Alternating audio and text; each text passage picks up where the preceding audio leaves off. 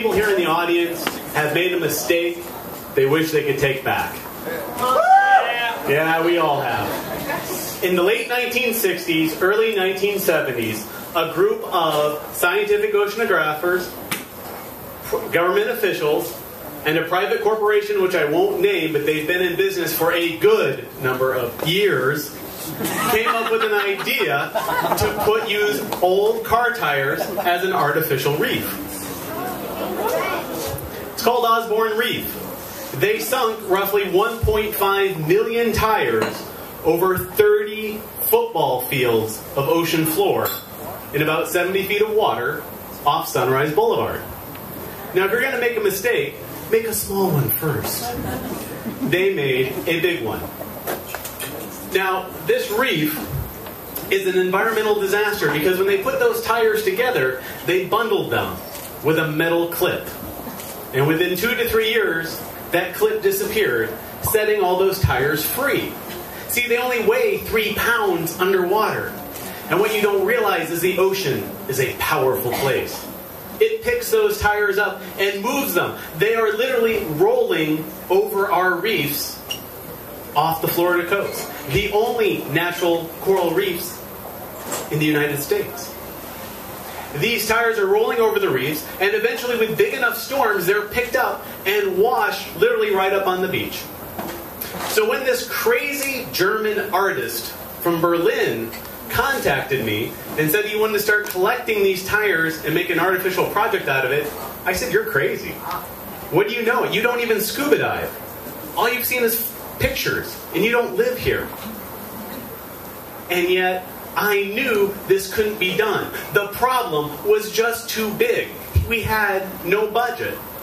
I'd worked on pilot projects with Nova Southeastern University, where with $50,000, we collected only 5,000 tires.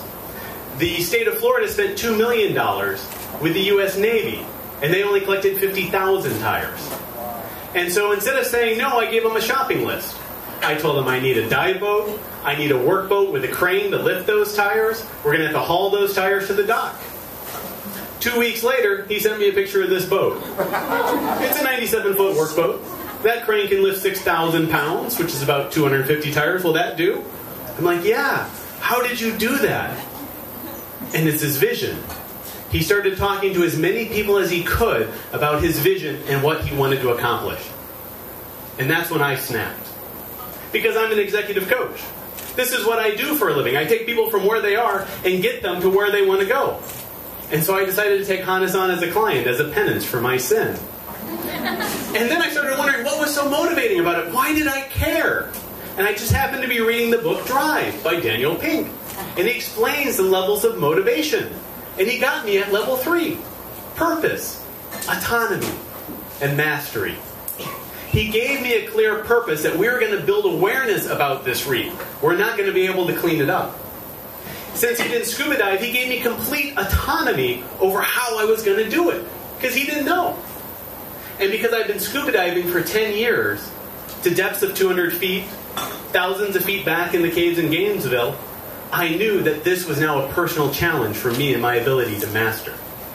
So we had to overcome problems. The commercial dive boats wouldn't take out recreational divers. Recreational dive boats couldn't lift the tires. We had insurance issues. Did we need permits from the government to pull these up?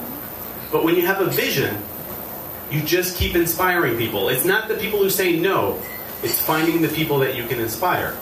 And when Jeff Cherode from South Florida Diving Headquarters said, I have 2 dive boats, one's big enough to haul the tires, one's big enough to take the divers, I'm in. Then the divers came. And we simply got some polypropylene line, went down in 70 feet of water, and started stringing up tires wherever we found them. And as we just kept stringing them up, we brought down lift bags, big underwater balloons, and attached them to the line, filled them up with gas, and before you know it, 10, 20 tires at a time started rising out of the ocean floor and coming to the surface. Luckily, that was the end of my job. We didn't have a crane, but we had a 4-horsepower engine powered by Calvin Klein. I'm sorry, it's a sight gag. You can't see his underwear label, but you get it. And if you look at Hans, he's at the front of the line in the yellow shirt. As soon as I got those tires up, my work was done. but they had to figure out how to get him on the boat, and we made a big mess underwater. But Hans was there first. He wanted those tires, and as soon as he saw them, he jumped into the water, got to the front of the line, and started pulling them on the boat with all of his might. They solved the problems in the moment.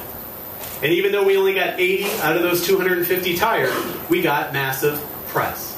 How many of you been to Eclipse? It's right here in the Art Design District at Charis Weinberg. There's over 80 tires there. And we got in the news, we're on WLRN, and I'm here right now talking to you about it. So now you know that it's there. When we need to spend taxpayer money, it's okay, because you understand what it is. And sometimes it just takes a few people with a little bit of vision to make that happen. And if you want to know more, I put all the links up on my blog. That's my 5 minutes. Have a wonderful evening.